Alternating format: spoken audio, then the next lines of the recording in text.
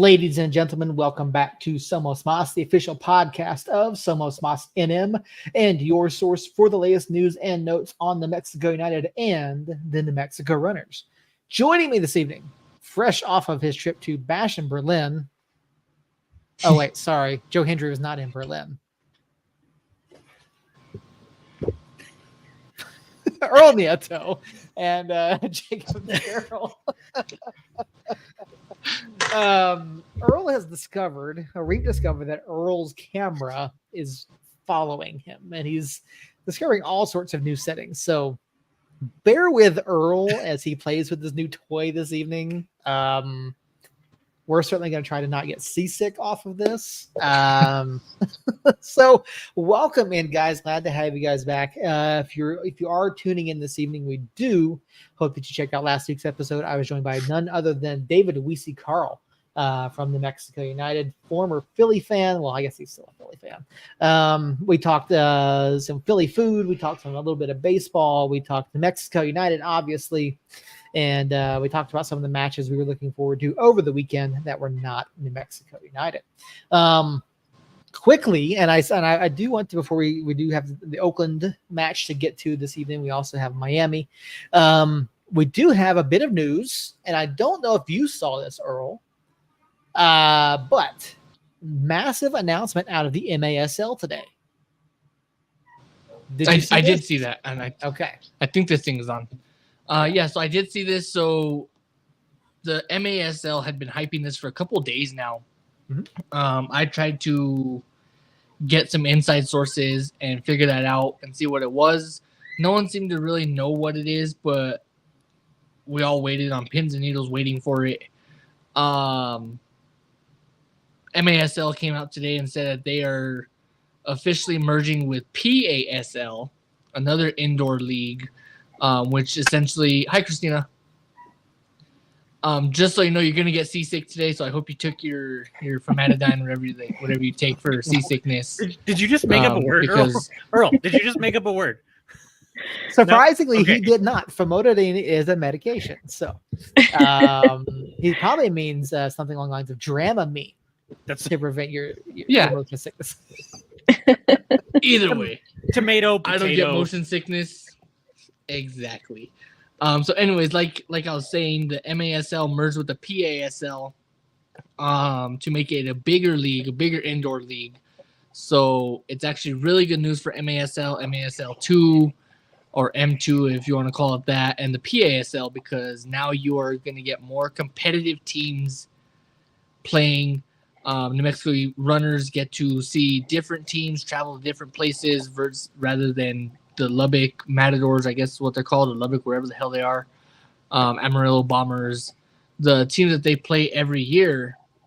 We now get to see different teams and different faces, which in the long run, as we all know, you get to now scout different talent to bring to the club. Yeah, according to the release from the MASL, this now gives the league as a whole over 80 clubs, coast to coast. You also have the formation of the Major Arena Soccer League Women, and this is going to be one of the largest mergers of indoor soccer. So like you said, a big opportunity for the runners, big opportunity for the MASL as a whole. We've certainly seen guys go out to the Rio Rancho Event Center, do well, put their time in under Coach Steve, and really become part of the community through what Andres and the runners do as an organization. And so really big news. I know we had kind of sort of speculated last week about what it might be. I had seen a few folks, talking about it on social media. This is really is a big announcement. So excited to see what happens this year, what the new conferences look like, what how things look for the runners on the upcoming season, and hopefully here before too long, Earl, if you can make this happen, let's get Andres on the show, and we'll see if we can't talk about the upcoming runner season and what this means for the club. So yeah, absolutely. I'll shoot him a text and see when he's available, and we all know he's a new parent too, probably about as old as Jacob's. So it's around that area to where it's like hair pulling and teeth gnashing at this point. So I get it that he's busy, but I'll shoot him a message and see when he's available and go from there. Just full disclosure, there will not be a Zadie sighting tonight. She's not feeling well, so she is locked up in her room doing her thing. Earl, you know it's not right to confine children, right? Don't get your hopes up. That seems a little harsh. Seems a little harsh for a sick baby to just be locked away. Well, she's locked away with her mom, so she's in better hands than me for sure.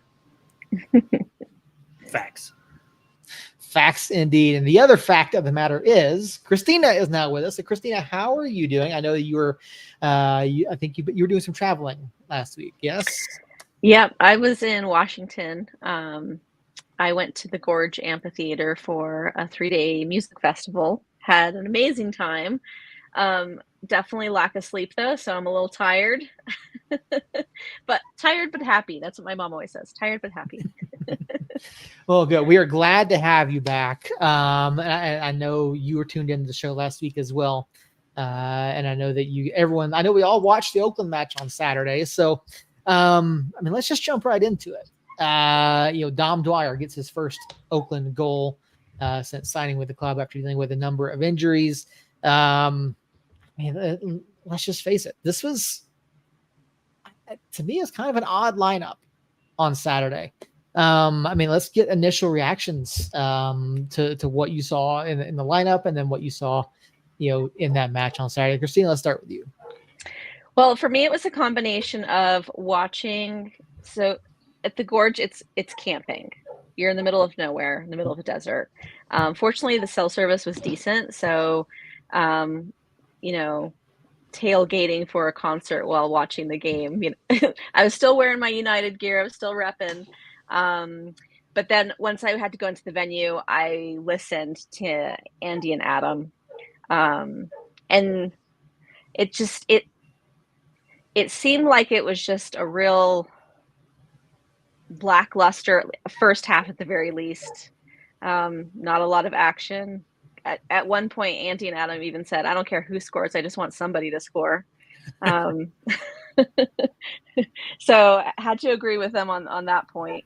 And I agree the lineup was just like, okay, I wonder how this is going to go, which I think speaks to what we've been saying for a few weeks now, waiting for some sort of announcement of additions to our roster. It seems like we're...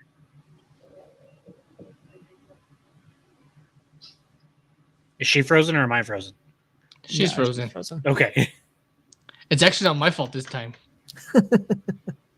All right. So while we're waiting on Christina's connection to improve, let's talk about this lineup a little bit. No Kalen Ryden, no Tony Herbert, no Daniel Bruce, no Sergio Rivas, no Zico Bailey, obviously because of the suspension. He was also on international duty, so that was actually kind of convenient. Yeah. Well, yeah, I need to look to see what he actually did on international duty, but we know that he was gone because of the suspension. This is, again, bit of an odd lineup. What did you make of it? And the broadcasters were talking about United being shorthanded. Now, obviously, we know that Brucey took a bit of a knock the week prior. There was nothing in the match notes. There was nothing in the injury report suggesting that any of these guys were hurt or that Brucey was hurt. Could that be why we didn't see him? I mean, did the lack of, in my opinion, the lack of creativity, lack of burst really hurt us in this match? I really think that those injury related. I don't think that's what held him out. I think a lot of rest held him out, especially now going into the last part of the season. I mean, I think we have 9 matches left, something like that. And at the end of last match, not the Oakland match, but the match before, the camera at the end of the match showed Brucey with ice taped to his quad or his hamstring, I guess is the front. No, it's his quad in the front. So, anyways, he had ice taped to his leg as he was walking back onto the pitch. So I think injury started it, but then rest is what ultimately held him out. And I do have to correct you because you said there was no Herbert. He was on the bench. He did, yeah, but he didn't play though. He was still available. But yeah, so I'm not anyways. 100%. I wouldn't.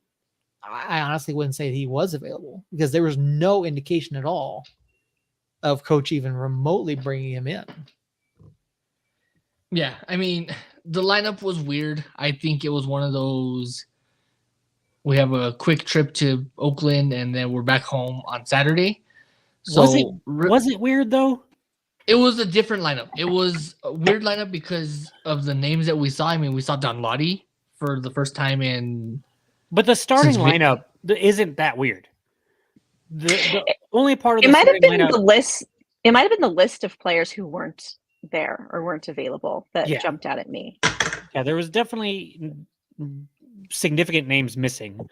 But with the starting lineup, I mean, Seymour has started at center back. Maples, Muhammad, and Gloucester. That back line is a back line we've seen before. Josu and Micheletto as like a double pivot. We've seen that before. Reyes and Flanagan on the wings. We've seen that before. Hurst up top. We've seen that before.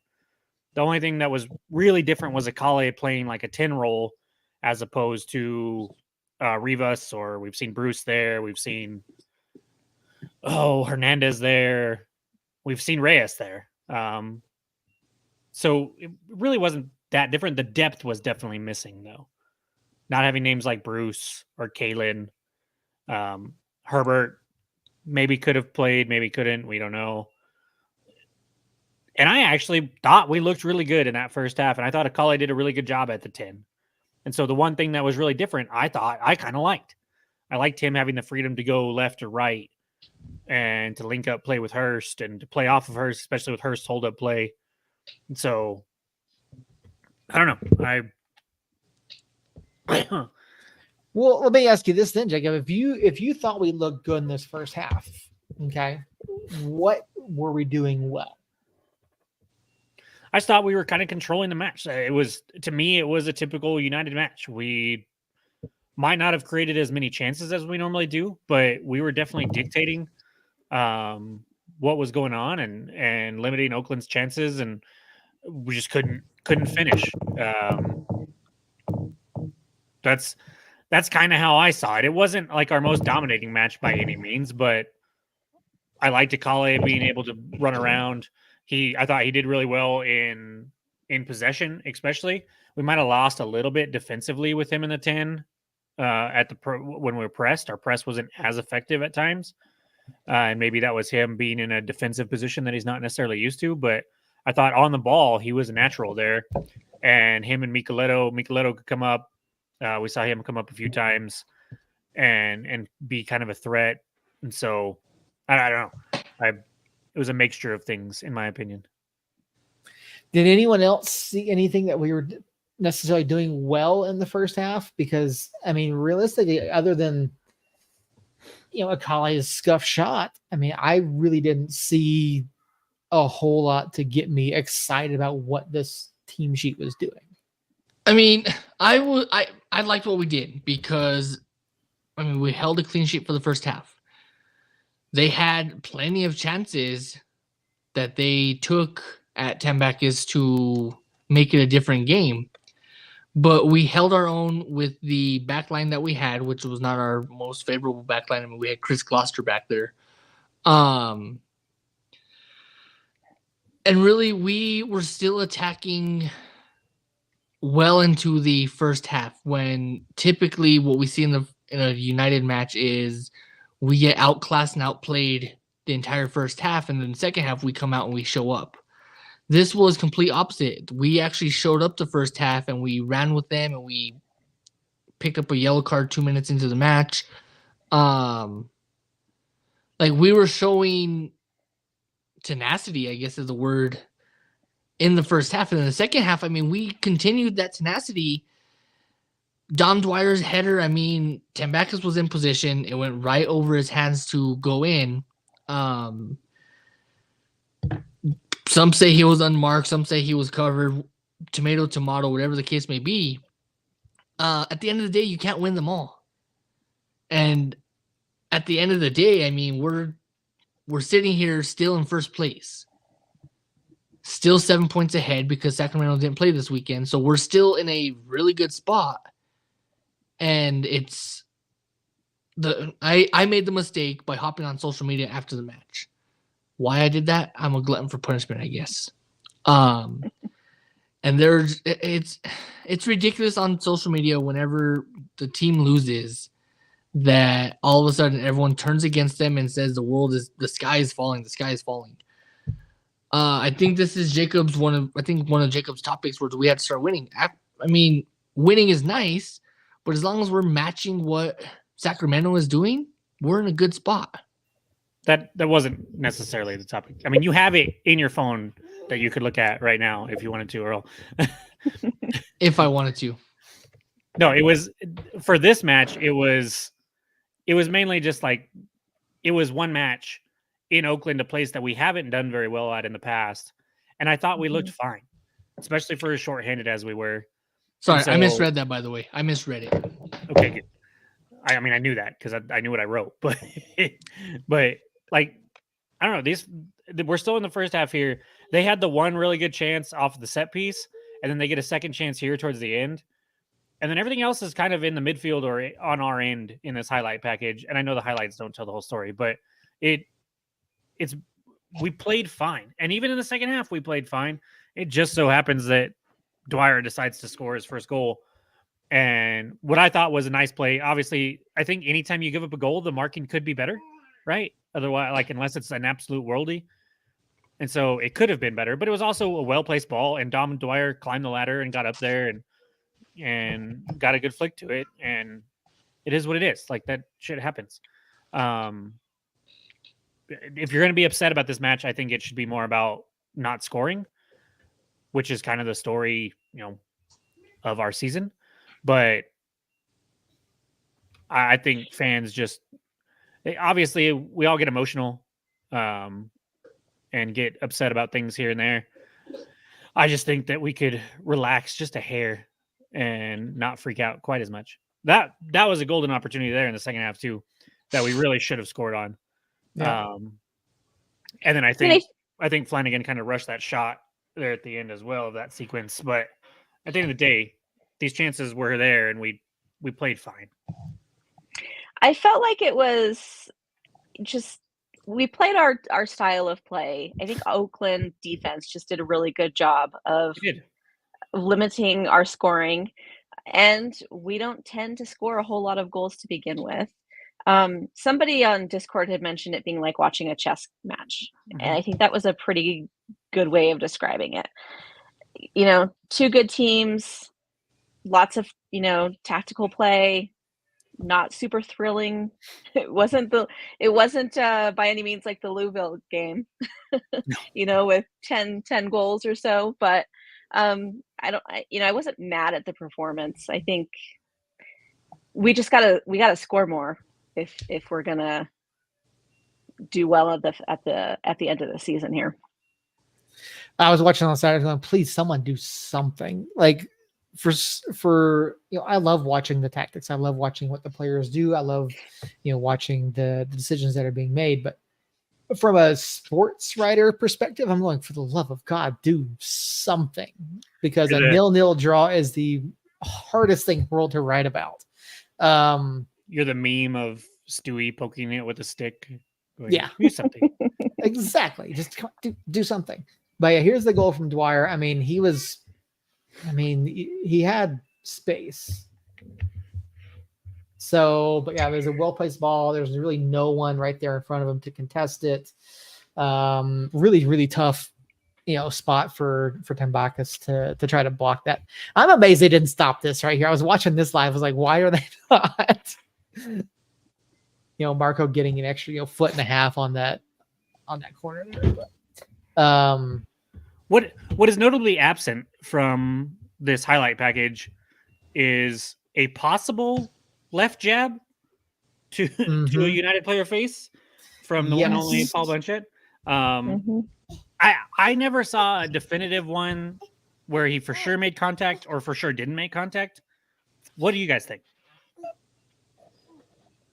It looked like it looked like a foul to me. Yeah. I mean, their announcers thought it was a foul, so I could see how it was a little hard to see. But I think it was a foul. Earl? I have to stay quiet on this one because I did not see it. I must have blinked or I must have been tending to a crying kid. One of the two. I'm not sure which one it was. Okay. So for me as a referee, keeper coming out, obviously he has the right to try to play the ball. Now, however, he recklessly came out and did make contact, not with the fist, but he did make contact and commit a foul. That should have been a penalty in my book. How much contact he made with the ball, I don't think from every view I saw, he did not make contact with the ball. I couldn't tell if he made contact with the United player, who I can't remember who it was on. Harry. He did. Yeah. No, Okay. he did, and the ball comes off Harry's head. Mhm. So it's a reckless challenge. For me, it should have been a penalty. I don't think there's any doubt about that. It should have been a penalty. But And I'm not going to sit here and say that the ref cost us a point or anything like that, because we should have played better. That was a missed call that could have led to something else. Honestly, with our PK record, probably wouldn't have made a difference anyways. But that was the one thing that you could point to and kind of complain about. yeah, it absolutely is. It is one moment where you kind of wish things had gone away. And I thought the referee made a statement early by giving that stupidly early yellow to Jacobo, which I thought, at 3 minutes into the game, like there's not enough there for me for a yellow. Like that's a talking to. Like He kicks the ball away. yes, however, he kicks it to another Oakland player. No, he does not. He kicks it in the direction of another Oakland player. It's With again, that you're said, 3 though- minutes in the game. But also, I feel like, come on, guys, enough with this like grabbing the ball and running away kind of thing, or like pulling away. I mean, that was like Zico last game. Like enough with that kind of stuff. Well, and to yes, it was really early for a yellow card. So you could say, referee, man, it's 3 minutes into the game. Why are you pulling a card now? I could also go to Jacobo and be like, why the fuck are you doing this 3 minutes into a game? Why are you wasting time 3 minutes into a match that's 0-0? It doesn't make any sense. Just don't do it, and then you don't put yourself in a position that you could possibly get a yellow card. And then we don't have to have this stupid conversation. So I'm going to focus that blame fully on Jacobo. And Earl, you got to turn the camera thingy off, man. You got to do it. It's driving me nuts. I don't know if you can tell, but I'm kind of at a different angle and a different spot. So that table back there is where I usually used to podcast from. But Allie started a new job, so she doesn't need this desk anymore for work. So I took it over with the actual big computer. Well, congrats, to Allie.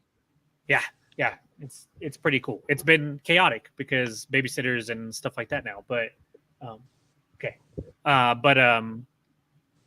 I have like all this stuff around me now that I'm not used to, so I'm already distracted. And then Earl's camera over here is playing iRobot and following around like a security camera at Walmart, and it's just throwing me off. So I'm a little confused because in what world are we that Jacob did not just defend Jacobo? Well, it's a valid point. This is. I mean, he something did something that's not stupid. really, yeah. Well, and I know that. I mean, he does a lot of things stupid every freaking week, but Jacob still defends him. But yet Jacob didn't defend him. Why are you talking shit? And I'm like, what fucking world are we in? Who wasn't I defending? Hold on, I missed that. Jacobo? Yeah. I love Jacobo. That was a dumb moment. I'm sorry. That doesn't mean he's a shit player.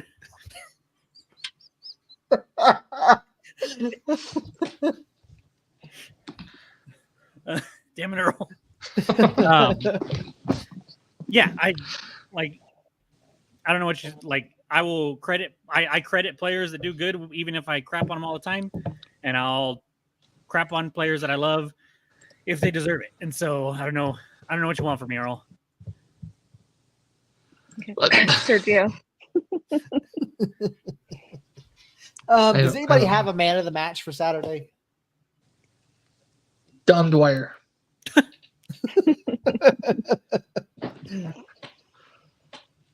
I think Akala did well in his new role. So I could go there. Who I should go with is who I always go with, and I felt so validated when David was talking him up as well. Nanan Hosu, Yep. always the guy, man, always the freaking guy. But at the risk of sounding like a broken record, so that I don't sound like a broken record, instead of saying Nanan, I'll go with Kale just because I feel generous. My knee jerk was to say Hasu, and I thought the same thing. I feel like I say that every time, either him or Brucey. It's because he's freaking great. Like, he doesn't do the things that, it's consistent. I'll tell you when I fell in love with him.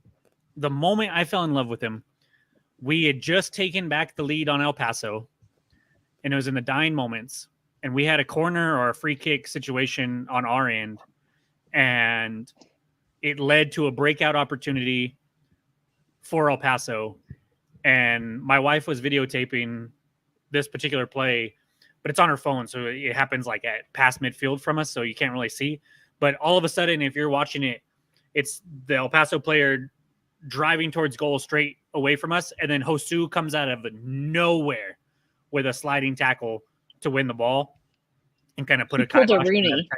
Yeah, like just out of nowhere, just comes flying in. And from that moment on, I was already in preseason pretty hyped on Hosu, but after that, I was like, okay, he's who I thought he was, and now I love him forever. And so, he just does that stuff all the time, and it doesn't show up in any highlight package. It doesn't show up in any stat sheet necessarily that anybody's paying attention to anyways, but he just does the work and makes winning plays. Yep, all great picks. I mean, I really had a hard time picking anyone out, but I will say, to me, at the other end of the spectrum, Hursty just looked kind of hung out to dry most of the night. Not a whole lot of touches, not a whole lot of interaction, which really didn't help anything. And in the highlight package, there's a moment where you see, Marco in possession, and you can see Hursty calling for the ball, and Micheletto ends up passing out, wide left, which gave us, gave a good cross to the far post. But Hursty just kind of felt out of place. Didn't really have a whole lot of service. And that's it's not necessarily his fault, but it felt very odd, So, and that's why I like my thing with Earl and his shitting on nines all the damn time back in the day. It's hard for me to shit on nines when they're not getting service and not getting the ball to try to make an impact. And there are things like Hurst. At one point, I saw Hurst like at our 18-yard box to collect the ball and try to get involved. And whenever that's happening, it's a bad night for him up top. So, he stuck out. He didn't stick out like at all because he didn't touch the ball at all.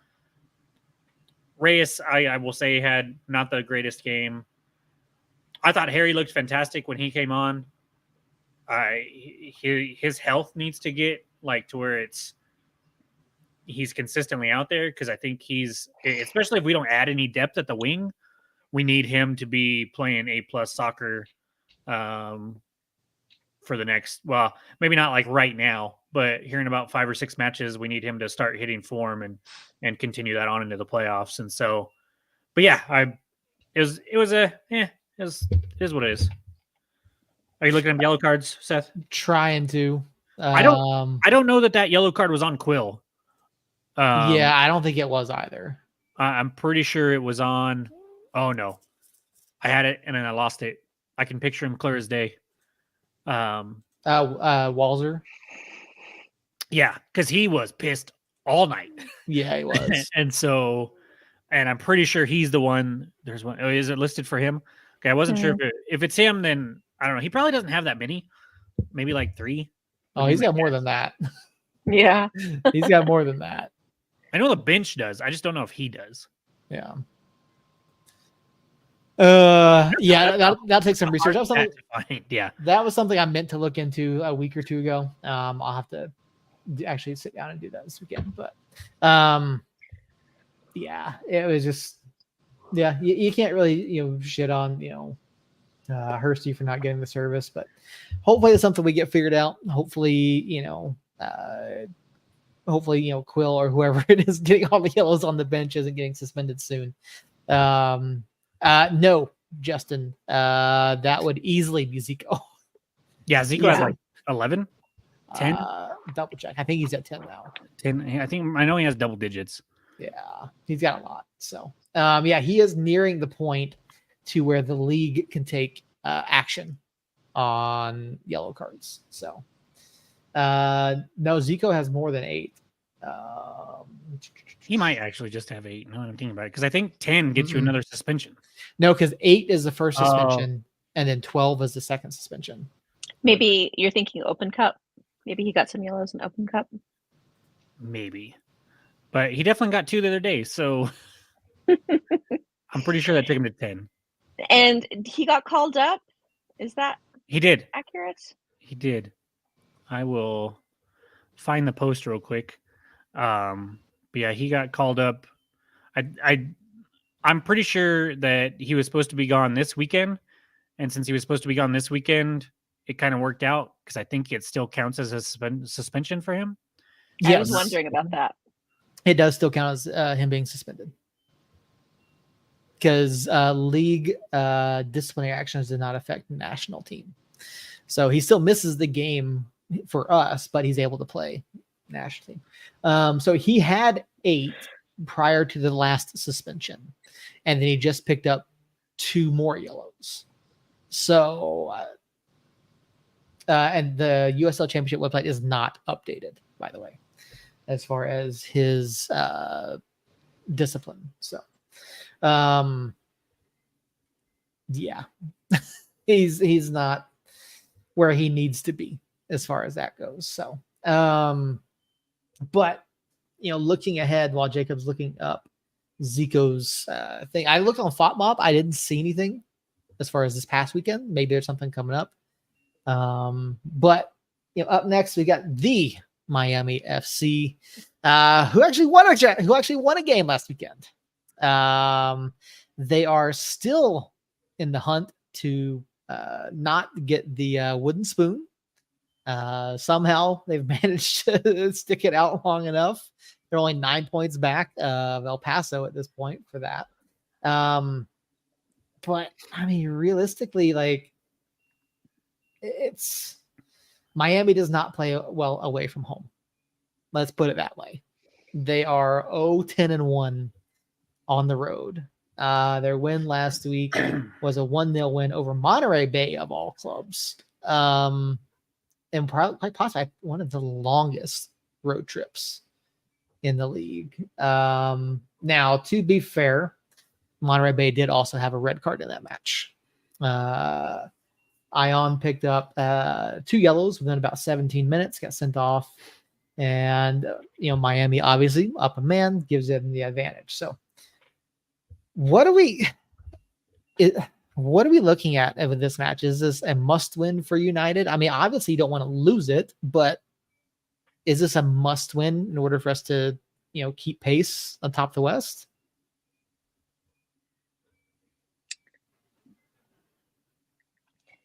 Did Sacramento play this last weekend? No.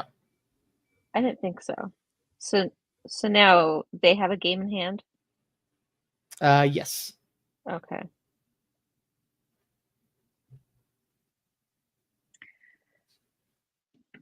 I feel like it should be an easy win. I mean, this should be like a simple, it's at home, it's against the Miami. It should be like a simple 3 points.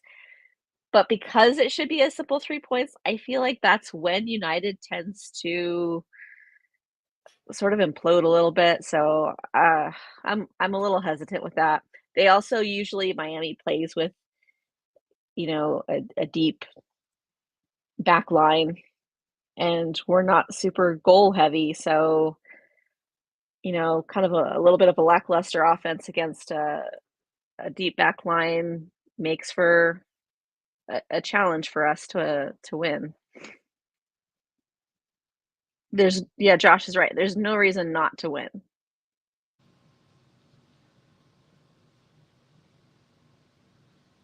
Yeah, I don't think it's a must win in terms of like standings, but it's a must win, and it was in the chat and I just saw it. It's a must win to keep the fans engaged. If you lose to the bottom feeders of the USL, whose name is not El Paso, then you kind of have a bad spot to where fans are going to stop showing up. But in terms of standings, it's not a must win because of where we're sitting, but it's definitely not a must lose because it's the Miami FC. Yeah, I have a hard time classifying as a must win. Now, should we win this? Yes. Is this a match we probably, we don't want to, we obviously we don't want to look past it. We don't want to put ourselves in a position where we're going, oh crap, this is a match that, we should have picked up points in. But when you look at the upcoming schedule, particularly for Sacramento, their next 3 matches, Battery, Rising, and us. So 2 of those 3, there's a very real chance that Sacramento drops points. The third one, Phoenix probably finally gets eliminated from something. So, but you can't drop points in a match against a team like Miami when you've got when you've got wiggle room there, where you've got the opportunity to pick up a points lead, on Sacramento. So, especially with Miami having to come here. I mean, this is one that we need to get out on the front foot. We need to get out early, close it down. I mean, this is one that I would surely think that we get at least a 2-goal win out of this. I mean, does anyone think I'm wrong for thinking that? No. I mean, we better. All right. I agree with Josh. I want to see 7 goals minimum. Yes. Lucky 7. Okay. Buckle up, guys. Okay. I'm going to start off with Zico Bailey news. They have a match tomorrow, but they posted yesterday that Bailey is out due to injury. So that's not great. That might be like he picked up a small knock and United was like, hey, he's kind of injured and he's really important to us. Maybe don't play him. So could be nothing, could be a major thing. We don't know because there's no transparency in the USL. Second of all, I think you guys are afraid to say it. It's a must win. With where we are in the standings, where we are in the season, what our schedule looks like coming up, these 3 points are vital to us if the goal is to host through the playoffs, which at this point, with a 7-point lead, even with that match in hand for Sacramento, if that's not the goal, then I don't know what the goal is. And so if we do not get 3 points out of this Miami match, 1, Facebook might burn down. I don't know. Or the lab, one of the 2. And 2, it like good teams beat the bad teams. Period. And we've done that all year. Like our only losses have come against quality opponents. And so this should be an easy 3 points. But I'm kind of worried, like Christina said, is they're not like a wide open kind of style that we can get back and forth with. They're kind of a bunker and break team. And we don't really break down that low block all that well. But that's part of why teams play is because not a lot of teams break down the low block all that well. And so it's going to be a matter of taking our chances in transitional moments, any transitional moments that come up, any breakaways that we can happen to get, we need to make sure to capitalize on those. So then we don't have to break it, especially if we do that early. If we can get that first goal early and make Miami have to open up to chase the match, then you could see a 5, 6, 7 goal performance. But if this thing gets to like the 60th minute and it's still 0-0, we could be in trouble. I mean, Miami is not exactly an offensive powerhouse. I mean, I was going through their stats earlier. You know, they've got 12 different guys who scored goals this year. Obviously, Frank Lopez is going to be, you know, the target guy for them. And we've seen Frank Lopez over the past few years. But I don't know. I struggle with this one. Like, I struggle with trying to give them any sort of credit because they really haven't done anything to instill any sort of confidence. Well, I tell you, I looked at this roster, and you guys know, like we try to follow as much of the USL as possible. I recognize three names, on this roster, and Frank Lopez is like, it's a very generic name, so I was like, Frank Lopez. I know who that is, but I had to look up to see where he was and be like, oh, okay, he was at RGV. I remember now. And then they have a former United player, Isaac Zuleta, who I don't think has played much. He's still 21 years old and is kind of a baby as far as like age-wise, not a crybaby. And then I believe it's Barber, Daniel Barber. I'm probably pronouncing his last name wrong, but he's a center back, used to play for Oakland. And I was like, oh, okay, I recognize those three names. And that is it. It's so bad that I don't even know if I could keep my curse going because I don't know who to curse. Like, I guess Frank Thomas. That's what Justin says. There's no Jacob curse to launch this week. Yeah, like the whole team. I feel like if I did that, they would just fold now instead of waiting till the end of the season, and I don't want to put that on them. And so yeah, it's a barren roster. Obviously, 11 points through 20 some odd matches. It's liable to be a barren roster, but I was just shocked at the fact that I had to think really, really hard to try to find a name to even throw out there as one that I recognized. Harry, thank you, buddy. Yeah, I think if we lose, it's because we're our own worst enemy. That's a good way to put it. Zuleta has not played a single minute. Yeah, that's what I figured. Now, to be fair, they have a roster up and down where people have played minutes, but yeah, Zuleta has not played a single minute, it appears. Yeah. So, well, if we're gonna be honest, my Earl math is in effect today. And you guys beating around the bush. I'm gonna say it 5-0.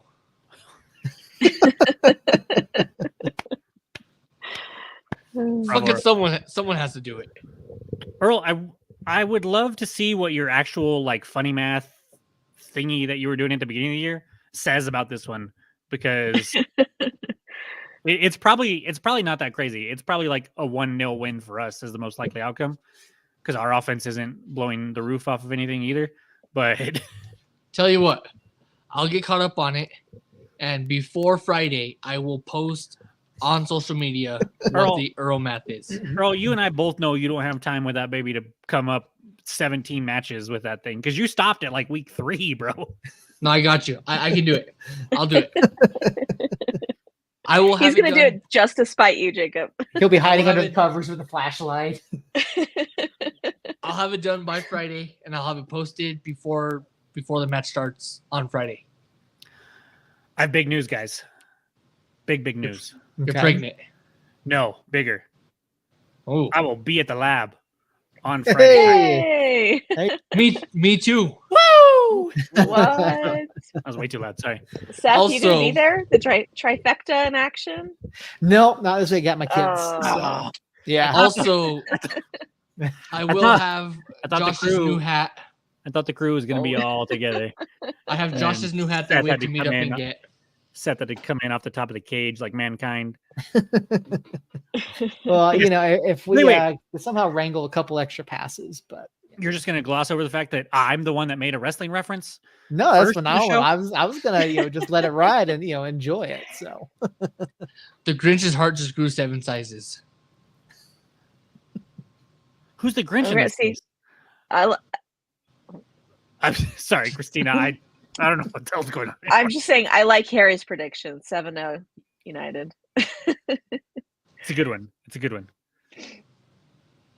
Justin, if you see me on the field, I'll have a hat on, so you won't be able to see the flowing locks. But throw something at me and get my attention.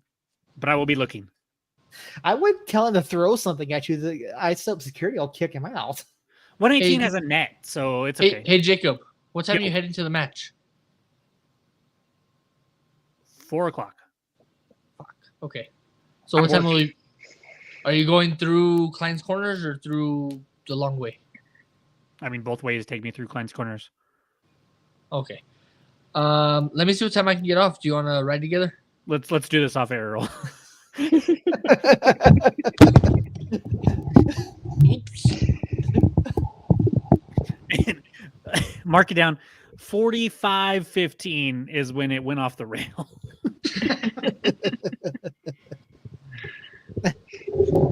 Yeah, Harry's got a point. Why are you trying to get Jacob kicked out? I can't say why, but He hates me. He hates me. because if I say I get my credentials pulled and I don't get like media notes.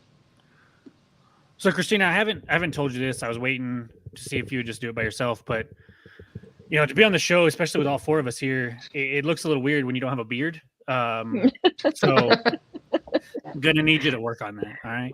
Got it. Okay, I'll draw it in. I'll work on that. A little Sharpie action, maybe something. Maybe I could do a filter.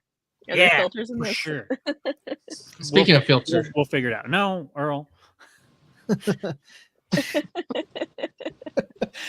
Josh, to answer your question. I know that I'm in the Albuquerque area. I don't know about Christina, but the other two. I am too. Yeah, I'm in the foothills area.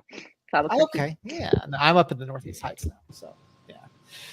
No, we're here. He's moving on up, literally. Moving on. Yeah. So all right. So Earl gave his prediction. I think Christina's got cut off. Or are you just gonna go? Are you gonna steal Harry's? No, I'm gonna say 3-0. They're gonna have some fun scoring just because, coming off that loss, it's at home. The fan numbers have been dropping. We got to get those fan numbers back up to, a good healthy five digits. I don't like the 9,000s and the 8,000s. Yeah, that's the problem with school, though, and that's a conversation I have with someone else. Is every year it happens. Once school starts back up, people think that the rest of the world just kind of shuts down. So, the fact that it's a Friday night game, I don't know what sort of an impact that'll have on the attendance. But for those of you that are not going, beware the matches on Golazo. This match of all matches is on Golazo on Friday. So, don't get me wrong, Golazo's great, but you will not see it on ESPN Plus. So, which I think is a bit of a disappointment. That's just me. Jacob, what's your prediction? Hold on, my brain's trying to decide if I want to address the Golazo hate or not. It's not hate. It's just not convenient. I don't know. It's not. But you can blame us millennials for that, because we're the ones that cried that cable was too expensive. So now we get 17 streaming services, and in order for leagues to make money and they split it up, we have to buy all the streaming services. It's just how it works. It's our fault. I'm sorry. It just is what it is. And I think Golazo does a hell of a lot better job than the ESPN Plus product. And so it can get, I had this argument with people on social media the other day. Like it can be annoying. Yes. But I think at the end of the day, it's vital for the USL to grow is to get to other platforms and get on TVs because in reality, ESPN Plus is for us. It's for the diehards. It's for the people that already know about it, because you don't scroll ESPN Plus, or at least I don't. And I've had it for as long as it's come out. I've never scrolled through. Actually, that's not true. I've done it a couple of times, but for the most part, I'm not just going, hey, what's on ESPN Plus? Now, hold on tonight? quickly. We did scroll to find cricket. Fair. And so nobody does that. So the fact that it's going to be on something that more people have, that different people have, theoretically, I like it. And it was probably kind of like, hey, we want to get on CBS. Oh, well, if you want to get on CBS, we need to put you on these other ones too. And so if that's the game that was played, I'm all for it. And they make it look really nice. So I'm good with it. But to pick Miami against New Mexico, who at the beginning of the season wasn't necessarily looked at as a first place team in the West, and our pitch isn't the most glamorous for TV, just a weird choice by USL to put us against Miami in New Mexico on Golazo. But I digress. Second, the match. Yes. I'm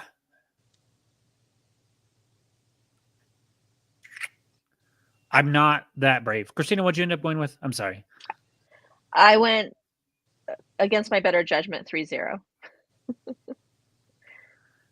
Yeah, I think we get a clean sheet for sure. It really is just when that first goal comes. I'm going to say it comes early.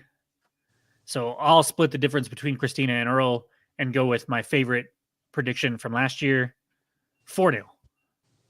There you go. And then Seth's going to come off the top rope again with a 1-0. No, this is one I do feel confident in, a multi-goal win. I think we get 2 first half goals and that's it. Okay. I was going to say it's 2 or 6, Seth. Those are your choices. I think it's 2. I would like to see more, but I think it's 2. And I don't necessarily think it's a lack of, I don't think it's for, taking the foot off the gas or anything like that. I think it's just, Miami's taking the low block like we saw Oakland do. I mean, Oakland was dropping, 8 guys in the box anytime we got close. So, and that's what teams know that works well against us. So until we can figure that out, we're going to keep doing it. Josh, if you and Harry are right and it's 7, I will send you a kit of your choice. And Josh, if there's a kit that you're missing, I will try to get my hands on it. And you will also win a giant mustachy kiss on the cheek from me, because that was some voodoo magic there that you pulled. So that I'll drive to San Antonio to do that to you. I will. What's the most goals we've scored in a match? 7. 7? But it doesn't. It doesn't fully count. I do recall that the COVID game. Yeah. Yeah. Other than that, it was 5. So yeah, 5 the night my son was born. Mm-hmm.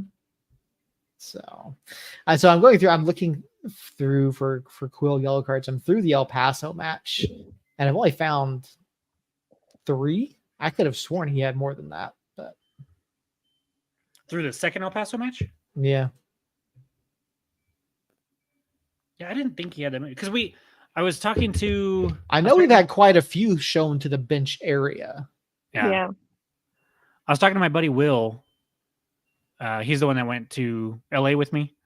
And we were talking about yellow cards, and we were surprised that Hurst is sitting on 7, but isn't on the list of 1 away from suspension on the discipline report that comes out every week. And so I was kind of confused by that. And then we thought Hosu had to have had a lot, and he had like 4. And so we were surprised by that. Yeah, I was talking to David about that. We're both surprised he's not been suspended. Maybe Hurst gets 1 removed though for good behavior. Maybe that was the conclusion we came up with, that it had to be that. Not reasons enough. He had a card back in week 22. So he's not been. Yeah, but any 3-game match where you don't get a card, you get one. No, taken off. it's more than that. It's either 4 or 5. Well, either way, we've had 20 games, so he very easily could have had. He might have 7, but only 6 count towards the suspension thing because he's had one removed for good behavior earlier in the season. Does that make sense? That would require some research, but yeah. Yeah, Seth, if you want to do that research, by all means, be my guest. I'm just going to say that that's what it is because it's the only thing that makes sense in my head, and we're going to go from there. Or he might get a yellow card Saturday, and he might be suspended, and the discipline report might be wrong. But I'm not going to lean too much into it. So looking ahead, we have 5 matches this month, 3 of which are at home, 2 of which are against the one and only Sacramento Republic. We also go to Detroit and we host Loudoun. It's a tough week or a tough month, other than this Miami match, that we all predicted that we would win easily, but I think all of us are secretly a little nervous about it. So in reality, kind of nervous about all of them. What 5 matches, max 15 points. What do you think a good month looks like looking ahead a little bit? So just for while you're thinking about it, it's Miami Friday, Detroit next Saturday, Sacramento the following Wednesday, Loudoun the following Sunday, and then Sacramento a week from Loudoun. So we do have a 3-match stretch there in the middle in the span of 9 days. I would say, sorry. No, you're good. I wasn't expecting you to talk first for some reason, but go ahead. Fucking Earl. I would say it's a 5-match month. 3 wins would probably be best case, especially going to Detroit and to Sacramento. I would say 3 matches, won. So how many points is that, Earl? Because I didn't say 3 matches won. I said how many points? I don't know. I'm not mathing tonight. Obviously. I was Earl just trying Math to get would my put it. yeah. Earl Math would put it at like, 8 points or something. 8.63. Yeah. I was just trying to get my voice out because my baby was crying over there, so I was trying to hurry and make that happen. We can't hear her. It's fine. It's because I've been on mute. Christina's still. I'm going to go with 11 points. Okay, so that means no losses. Is what that means. Yeah. Okay. Yeah. William, I think that's my buddy Will.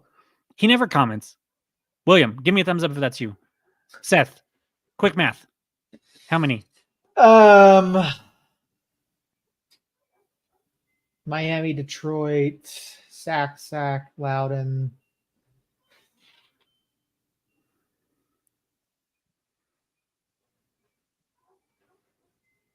9. I think that 8 to 10 range is probably like okay, it is Will. Good job, Will. I think if I'm looking at it, if we can not lose to Sacramento, which means either both draws or both wins, I don't really care, then I'd be happy with 5 or 6 points almost, honestly. Mm-hmm. Like if you tell me we get 5 points and it's a draw against Detroit or no, never mind. I take that back because we got to beat Miami. So that's 3 there. I think if we can beat Miami, 6. Even if we lose to Detroit and Loudoun, especially since they're Eastern Conference teams, I don't really care. If we can get 7 points and 2 of those are, one's a win against Miami, one's a win against Sac, and then a draw against Sac, I'd be happy with that. So I'll say the lowest number that anybody said and say 7 if that's the scenario. Realistically, I want at least 3 wins. But I'm either going to say 7 or 12 and be on the opposite ends of the spectrum. I either want 4 wins or I don't care. Yeah, it's a tough stretch. It really is to close out, at least the month of September. If we pick up, there's a very real chance we can clinch the playoffs within the next 2 weeks. And that's part of that tough schedule this month. And honestly, even if you look ahead to next month, it's Phoenix, Tulsa, Memphis, and Orange County. In Orange County, a place that we've never really fared well. Mm-hmm. Like, that's why this Miami match is a must-win to me, because there are no real guaranteed 3-pointers on the schedule after this Miami match. Like, everything is going to be tough. Mm-hmm. And so, to me, this 3 points coming up Friday is a must.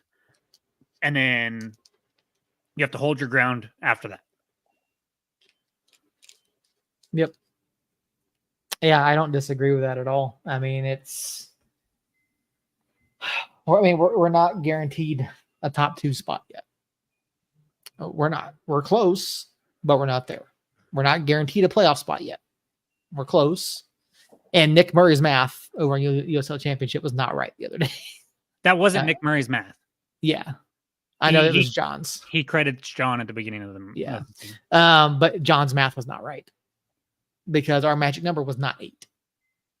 As discussed last week on the show, our magic number was 13 heading into the match. Either 13 points from our wins or Phoenix losses, because Phoenix, of all the teams left, they could have the highest point total of the non-playoff teams. So they could finish on 60 for the year. So we would need minimum 61 to guarantee a playoff spot. So I don't know where John's math came from. But it was not right. Which is odd, considering John's math is usually very damn good. Mm-hmm.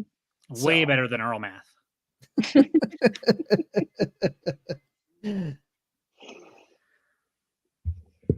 No comeback, Earl? Or is the baby crying? Blink twice if you need help, Earl. All right. Well, I think with all of that being said, we've talked about Oakland, we've talked about Miami. We might have made fun of Earl's camera enough tonight. Maybe not. Earl's going to try to do some funny math between now and the end of the week. Any final thoughts before Jacob gets us out of here? I agree with Josh. I'm excited for the day where, we see that. That will not be too much longer. For those listening, because this is an audio medium every once in a while, it's the clinched X by New Mexico and the E for eliminated next to El Paso, which I'm telling you, man, I don't even really care. I think that's why like the Oakland loss didn't really hit me that hard, because it's like, look at the freaking standings. Like El Paso and my boy Phil are still floundering at the bottom, and we're still at the top. And so it's still a great day. Every day is a great day. So it's one loss. Mm-hmm. Be all right. If we lose to Miami, I might be like freaking out on the pod next week. But at the moment, good. Miami is basically one loss away from being eliminated. The fact that they aren't yet is stunning. They have 24 possible points remaining, which could put them at 36. So if Loudon or Legion pick up a win, that's it. That's it. So in other news, how bad does El Paso get beat this week with Jamali Waite being called up? Where are they playing? Yeah, who are they playing? Detroit. Ooh. Detroit's not like a powerhouse offensive team. So 2-1. Yeah. Is it at Detroit or at El Paso? I want to say Hold on. I was going to say, before you answer that, which one would you rather it be, Christina? Because they play like shit in El Paso too. So this is true. El Paso is better on the road. I would say two goals probably. A 2-goal margin for Detroit sounds right. Like if I was Vegas, I'd put their they'd be like a goal and a half favorite. Would be my guess. Even though soccer, they don't do like point spreads like other sports, so they don't really do that. But So it's at El Paso. yes, oh, for sure too. And right now on FOTMob, 65% is saying Detroit, 29 saying El Paso. That's low. Like it should be. There's only 17 votes too, because let's be real, it's fucking El Paso. Fair. Let's go see if we can bump those numbers a little bit. All right. Anybody else got anything? No? Guys, if there's only an hour and 5 minutes, like I feel like I should come up with something to make us go 30 minutes longer, but I won't. Josh, Justin, Will, Harry, of course, Team Jacob president. Who else is over here? I thought I saw Lily. Lily was at the beginning, wasn't she? I didn't see her. In spirit. She's That's here not- in spirit. Always Jane Lily. Thank you guys for being in the chat. I love our little Tuesday get-togethers with this same group that we've had for quite a while. I love it. William, I'm also in a fantasy league with William. That's why he's talking shit in the chat right now. Speaking of fantasy, tomorrow night, are we doing it live or not? We're doing it live. Does Seth know this? I think so. Okay. We may or may not be fantasy drafting our fantasy American football teams tomorrow night at 8 o'clock live on the channel here. I don't know yet. We'll see. But we do have our fantasy draft tomorrow. So if you're involved in that, we will see you tomorrow night, at least in the virtual chat room. Other than that, we've got American football coming up Thursday. We got soccer Friday. We also have American football Friday, which is just weird, but it is what it is. I'm not going to go down that train right now. Premier League's back in full swing. Bundesliga is back in full swing. Everton is absolutely atrocious. Justin, yes, we do need a signing announcement real quick. If you watched the pod last week, which I'm pretty sure you were there, David didn't know anything about a signing coming up, but he often says he doesn't know until it's time to get a little presser put together. So it could be Well, they're coming. running out of time, right? Mhm. Because they have to play a certain number of matches to They have play They have to playoffs. play 5 matches to be playoff Okay. eligible. So we still have a little bit of time. Basically, the end of the month. Like the No, last- you have until Monday. Oh, so it's not just The 5 roster matches. freeze date. Oh yeah, that's right. Yeah. Guys, we I'm might. gonna I'm gonna guess say- there's not gonna be a signing. Yeah, what's today? Tuesday. Mhm. I think they announce on Thursday. I'll put it out there. Put it out into the universe for good vibes, at least. So we'll see. Maybe we do. Maybe we don't. I don't know. I think we definitely would love to see somebody. Need somebody. Earl is having a meltdown over there for some reason. Are you gonna do the camera thing one more time when we go to sign off? You are, aren't you? I can see you queuing it up right now. All right, Seth, Earl, Christina, thank you guys. It's always a blast. We will be back next Tuesday to talk about hopefully 3 points against Miami, hopefully a 4-0 win, maybe a 3-0 win. If it's 5-0 and Earl gets it right, I will not be on the pod next week. I'll tell you that right now. Everybody else that's listening, please rate and review us on whatever podcast player you are listening to. And until next Tuesday, guys, somos unidos.